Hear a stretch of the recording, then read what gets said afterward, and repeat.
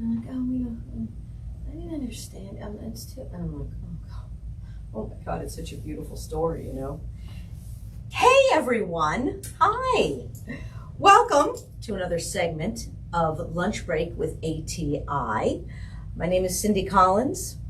I am one of the co-founders for Actors Theater of Indiana, professional resident theater company at the Center for the Performing Arts in Carmel. Today, I have Charles Conrad, doctor, I believe. Yeah, but you can call me Charlie. I do. And I do. But thanks for being here, Charlie. My pleasure. And Charlie is, you know, what is, for you, Charlie, what is your official title for the Wind Symphony I'm here? the music director of the Indiana Wind Symphony. Okay, musical, because I think of you as more, because you basically run it. Well, you run it. You know what I mean? I've got help. Well, yeah, we all need a little bit of that. But the Wind Symphony is at the Center for the Performing Arts as well. So they are one of the resident companies there, and I like it because it's one of the companies that's a little different. You know, there's a variety over there, which is important. Right. For the center. It's really nice. Very important, right? I enjoy going and seeing the shows from the other companies because they're a little different than what we do. Right, and everybody's a little different, which I think makes it really cool over there. And like I said, it's the, you know, variety is spice of life. And I think everybody, all the resident companies, they're all different. Yeah. Everybody's so different, right? Absolutely, and I think it gives Carmel and, you know, Indianapolis a good variety of entertainment and more serious things. Yeah. And so you are, obviously, you have a new season coming up, as everyone does. When do you go to? What is your typical, like the length of your typical season? Your schedule. We usually start in September and then go through May. Just a quirk of the season scheduling, our first concert is October 1st. Oh, so you're starting a little later. Yeah, a couple of weeks later than usual. Yeah. I think that is, I believe that ATI is going to do that too. Just pushing back, starting a little later. I know that Civic Theater, it does that now. Okay. So I don't know. It seems to be the trend. So you're in with the trend, Charlie. Well, I didn't realize it was a trend, but I'm glad to be part of it. You are in. So what? Let's talk about what you're going to do first, and then we'll go back and I'll probably dig into your personal life. Sure. Well, we do 6 concerts a year at the Palladium, and then we do 2 small chamber concerts in the Studio Theater, which is also one of the venues in the Center for the Performing Arts. Right, that's where ATI performs. That's their home. Yep. And so you do 8 concerts. Now, I didn't realize you did that many. Yes. I think that's probably more than the Symphony, Carmel Symphony.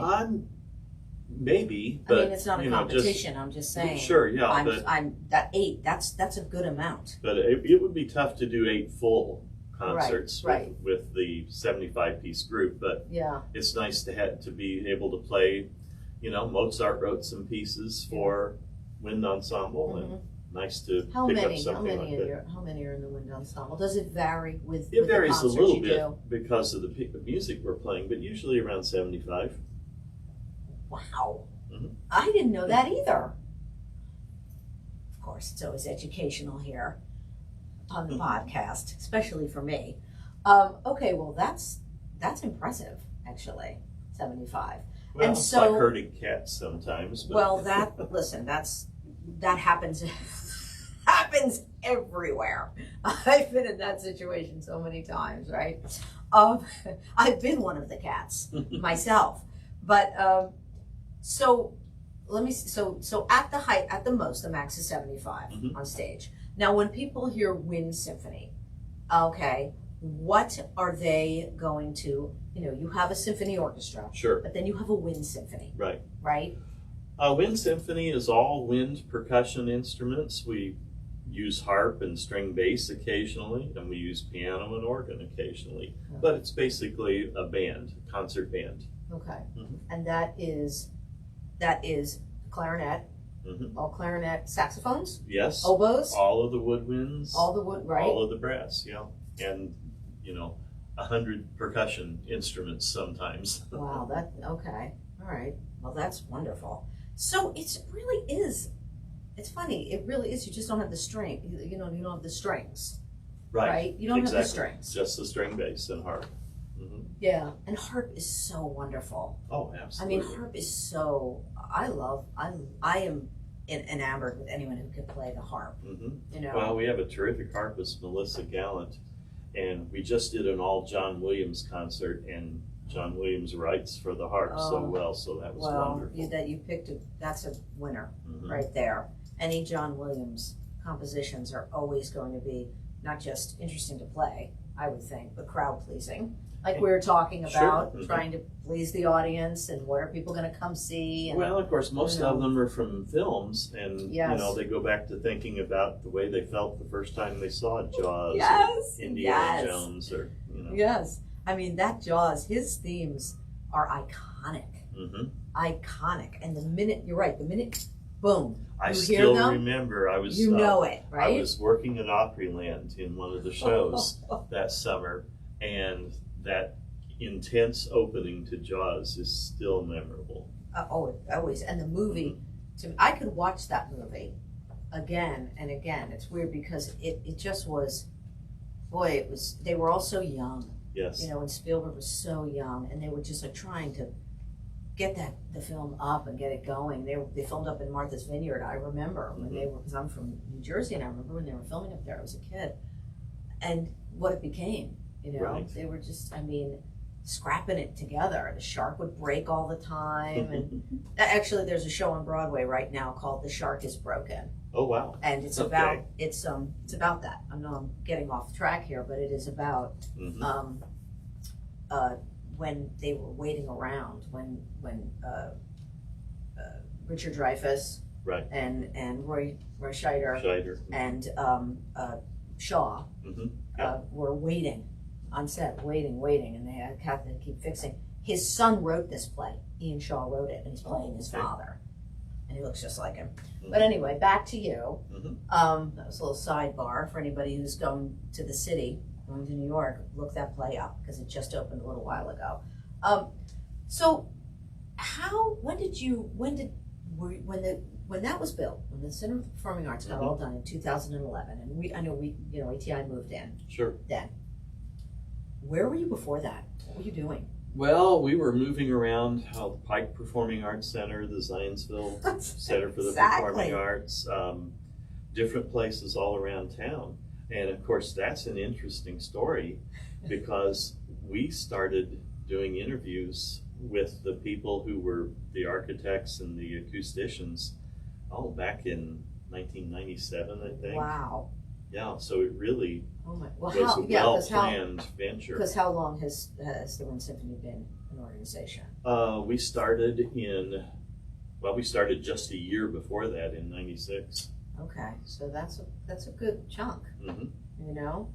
That's a good chunk. But you're going to retire at the end of this year. Yes, I'll still be active around Carmel. You're going to dabble. Oh, absolutely. Well, they're going to be asking you for a million things. I mean, you're retiring, but I'm sure the Wind Symphony's going to be like, Charlie, yeah.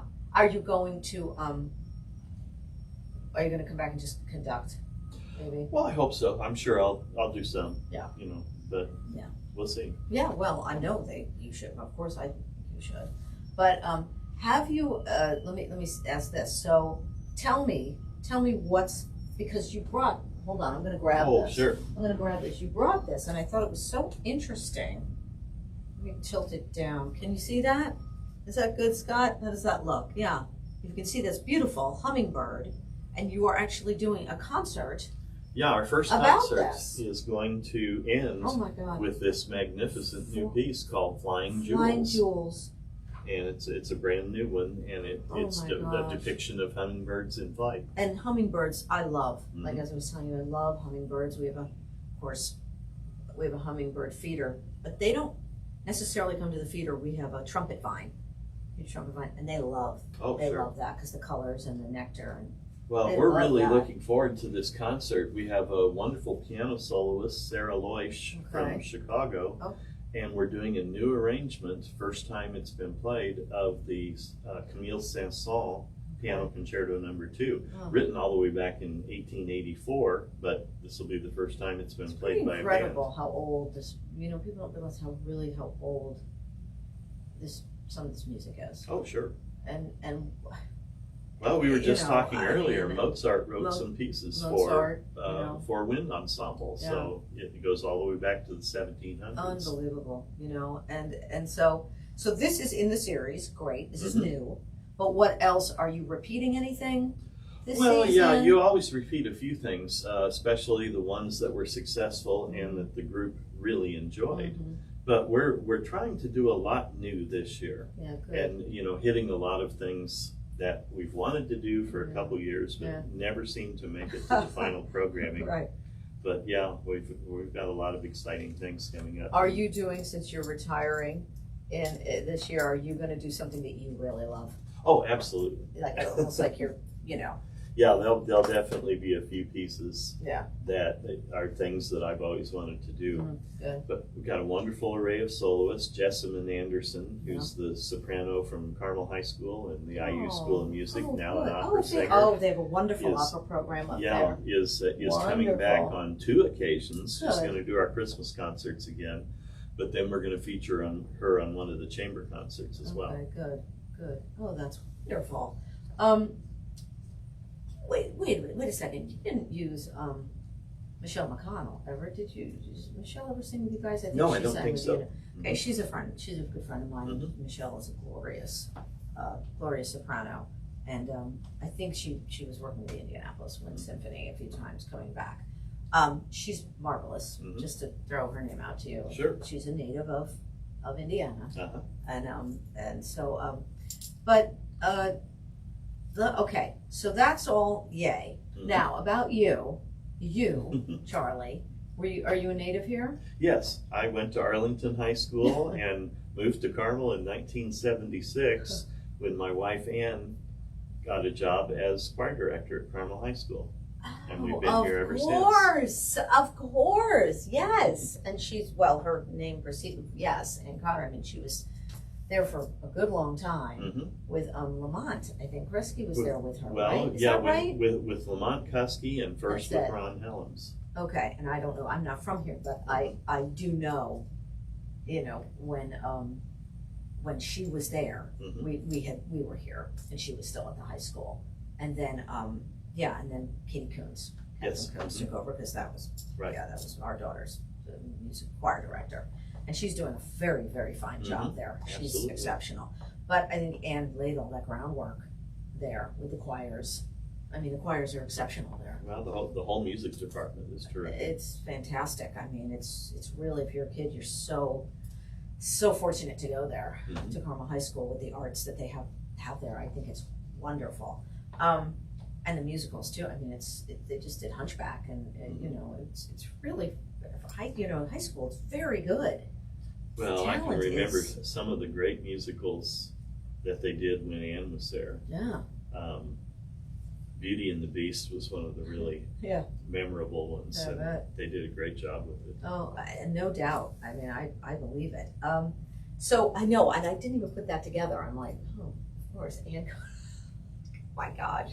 So where'd you get your training? I went to IU as a trumpet major. Okay. And then was a professional trumpet player for quite a while and kind of got into conducting accidentally. It was when the Carmel Symphony formed back in 1977, and all of a sudden they were looking for an assistant conductor, and the president of the board of directors asked, well, you play trumpet, do you do any conducting? So I thought, what the heck, I'll give it a try. So I became the assistant conductor for a few years. Yeah. And that got me started. So I got a master's in conducting at Butler and a doctorate at Ball State. All great schools. I mean, you went to IU, but were you in the Jordan School of Music at IU? It wasn't at that time. Okay. That started, I don't know, 15, 20 years ago, something like that. Okay. But it's such a good musical. I mean, it's so great. Oh my gosh, yeah, our daughter is there now at IU, and she's just started on Monday, so she's loving it so far. It's such a gorgeous campus. Oh, I mean, every time I go there, I'm like, walk around in the wow. fall is just I'm like, amazing. This is just so beautiful. I had not. I mean, what those kids have there, I think, is just incredible. Mm-hmm. You know, no matter what your major is, it's just such a beautiful place. Great restaurants in Bloomington. Oh my gosh! Right? Who knew? Right? Because I Mm-hmm. don't go. Right? I've never been there, but now she's going to school there. We went to this restaurant, Farm Bloomington. Mm-hmm. Have you been there? I don't know that one. Oh my gosh, it is so good. Mm-hmm. So good. We went twice last week. Yeah, Farm Bloomington. It's a very good restaurant. Mother Bear's Pizza right across the street from the music school. What could be better? Yeah, there are. I mean, it's really. I was surprised. It's really, you know, all the little shops. It's really cute, right? Mm-hmm. In the camp, you through those main gates, those sample gates. Yeah, it's really cute places. So that's nice too for the kids. But so you came here in the bicentennial year, 1976, Mm-hmm. and before that, I mean, how did you and your wife meet? We actually met in high school. She was my biology partner our sophomore year. Mm-hmm. Her name was Calvert, and they went by alphabetical order. Mm-hmm. And so she didn't like me at first, Right. but because the nice thing was she didn't want to dissect frogs, and I did, so Right. that was good. See, she's like, here's a guy who'll dissect a frog for me. This is my guy. I can't believe it's you were sophomores. Mm-hmm. Oh my gosh. Wait, so did you just knew each other as sophomores? Right. When and, was the dating? Oh, that started into the sophomore year. Oh my gosh. And then we went to different colleges, so we were away from each other for 4 years. She went to Ball State. And you dated different people? Uh-huh. Right. So you went on your own way, Mm-hmm. your merry way in college, which kids should do, I think, and, you know, live. Mm-hmm. And then how did you come back together then? Oh, we kept in touch, I mean, the whole time. Oh my gosh. And then, you know, we got back together, I guess, our junior year, pretty Wow. much.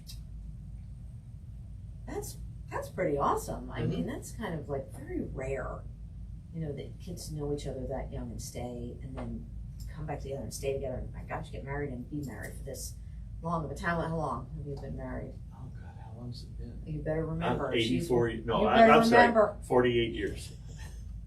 So 2 years, the big 50th. Uh-huh. That'll be great. Oh my gosh. So okay. So you came here, Ann's here, blah blah blah. And what she's obviously she retired from the high school. Mm-hmm. What's she doing? She's just enjoying retirement. Well, she is, but she's teaching private voice lessons and still plays the piano. That's good. You got to keep that going. You have to keep, like, even after you have to keep the brain going. It's good, and music is such a good venue for that. Right. It really is. You know, and keeping your brain working, and yeah, I really think that the anything in the arts just, you know, keeps your brain fresh. Right, and of course the arts keeps developing, so you're learning new things all the time. Right, exactly. You know, you don't stop with what was going on when you were in college. Oh no, my God, are you kidding? Mm-hmm. Oh no, oh that's like if you get an instructor, say, and they're kind of stuck. Like I've seen this, instructors, some of mine were in college, they get stuck, and I'm like, you're not advancing with the business. This is a business, and you're not advancing. Oh yeah, with it. you see that they've taught the same class for 40 years. It's terrible, and it's an injustice to the students. It really is, and that's but also the kid is kind of like, if kids are smart, they'll kind of catch on and be like, okay, it makes the kid work, like do their own thing and work. You know, well, and we're going to get something completely new in Carmel this year, and we're going to get to celebrate it with a concert, and that's a total eclipse. Oh. So we're going to play a concert in front of the Palladium. Oh my gosh! Just as during that. Well, not during the eclipse, but just as it's coming during. up. Yeah. And we're lucky because we've got one of the world's experts in eclipses that plays bass clarinet in our band, Dan McGlon. Oh my gosh. So he's letting us know all the things you want to do and the things you don't want to do for eclipses. That's so exciting. That's a first thing, that is such a great idea, number one, and that, you know, it's so clever. Well, and the last time a total eclipse hit in central Indiana was only 800 years ago. Oh, well, That's So- right. That's older than Mozart. Mhm. I think. Yes. That is a really, and it's not just like it's a great idea. It's like it's not a gimmick, Mhm. but it's not a gimmick, but it's interesting. Sure. It's something interesting out of the ordinary. And certainly a once in a lifetime experience. Exactly. And that is a good, and I don't mean to sound like it, but that's a good ticket sales too. That's an interesting seller. Right. You know, in your season. Mhm. Right? Oh my gosh, that is so cool. Another cool thing we're doing this year, it's the 100th anniversary of Rhapsody in Blue. And so to the day Wow. of the 100th Really? anniversary of the premiere, we're going to have Colleen Strutz play it with us, and she's a wonderful pianist. Wow. Yeah, that's one of my favorite, obviously. Gershwin's one of my favorite pieces, and it doesn't seem like 100 years Yeah. since the Gershwin's 1924. birth. I know, it doesn't, it seems strange. You know, Right. like how could that be 100 years? Mhm. It sounds like eternity, and I mean, And it's You still fresh and popular. and, they wrote, Mhm. the Gershwins wrote timeless, really timeless pieces. Definitely. Those composers that wrote those pieces that really, the Gershwins or Cole Porter or, you know, or Hoagie Carmichael, another, you know, An Indiana composer. Indiana you know. composer, and with Cole Porter, you know, writing that, yeah, they really are, those pieces The whole will Great always, American Songbook, which is That's so right. celebrated. they will at always Carmel. be relevant, they will always, you can always do something fresh with them, Mhm. but even in their original, just their original form, they stand the test of time. Right. I really do think that. I mean, what a genius George Gershwin was, you know, and not to dispute his brother Ira at all. He was Well, too, but Oh, absolutely. You know. But I'll tell a little story about George Gershwin. And this was one of the things when the Palladium was built, we had no idea of the connection it would have with Michael Feinstein oh, okay. and some of the resources that he would bring Yes. to Carmel. Mhm. And one of the things you see in the dressing room of the conductor Yes, is the original manuscript front page Mhm. of Porgy and Bess that's right. in Gershwin's hands. Yeah. They have wonderful things backstage there in those Mhm. dresses, especially in that conductor's dressing room. There's some really cool stuff. Oh yeah, we've got Harold Arlen's Yes. piano. Yep. Yep. And they have a few pianos over there that Yes. they are like, oh my gosh, we just got another piano, you know. Mhm. And they're not all displayed Right. because they do have quite a bit of them. Oh sure. But Well, actually, the one in the conductor's dressing room is Johnny Mercer's, oh god, but they also have Harold Arlen's. yeah. Mhm. And they also have the one that the first lady signed. Right. That's down in the lobby. Yeah. Uh-huh. But he does, boy, I'll tell you, he finds some interesting things. And that whole the songbook, you know, the American Songbook organization and the foundation, they're so nice. They're so cool. Absolutely. And, And the archives are amazing. the archives, I've asked for things. They're so kind. Mhm. Chris Lewis, you know, he's such a good guy, and Lisa, Yes. who works with him.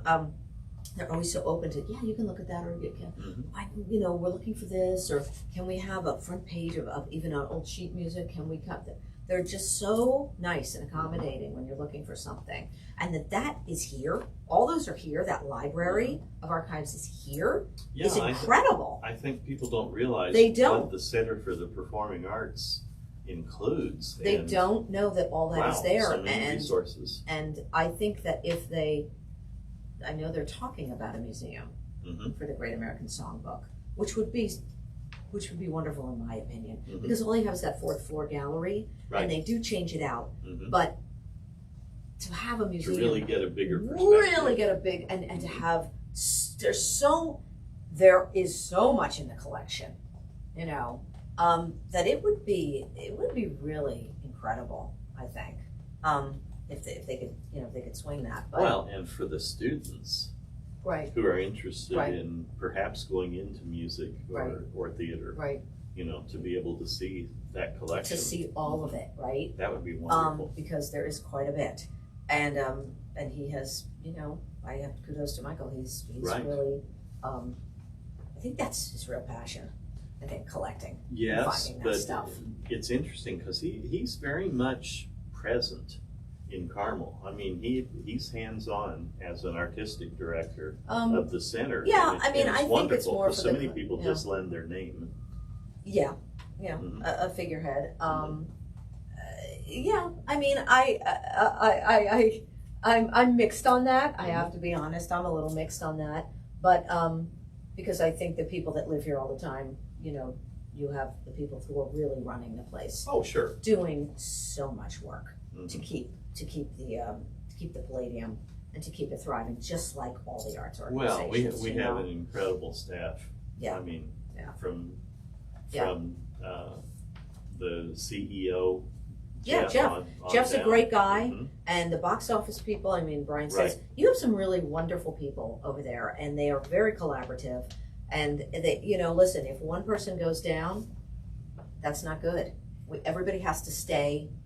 Everyone has to stay alive there.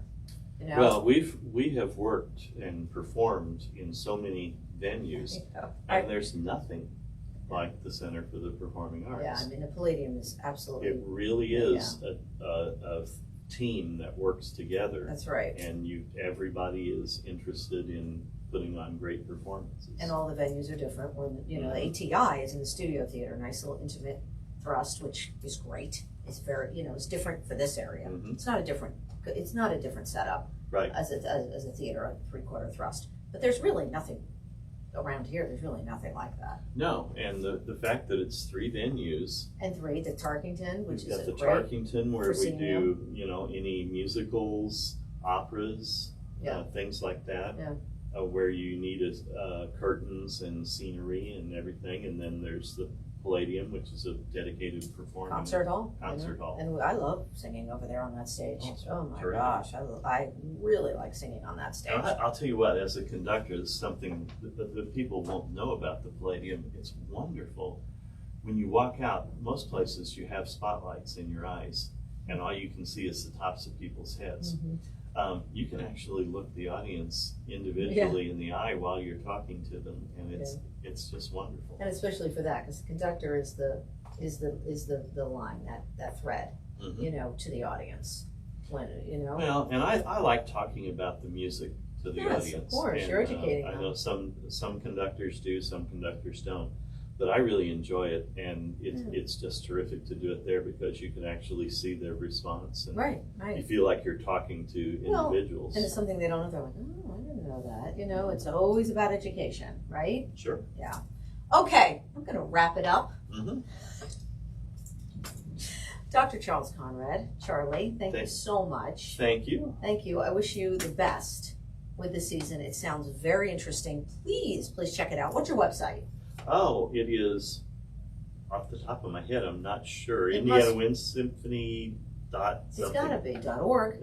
Probably. IndianaWindSymphony.org. But trust me, we do have a website. But if you go to the Center for the Performing Arts, you Yeah, go to they'll- that website, they'll have it you'll too. be able to find them because you go through the box office too for tickets, Right. Mm-hmm. 317-843-3800. There you go. That's the box office. And so your season is out and advertised, Mhm. correct? Right.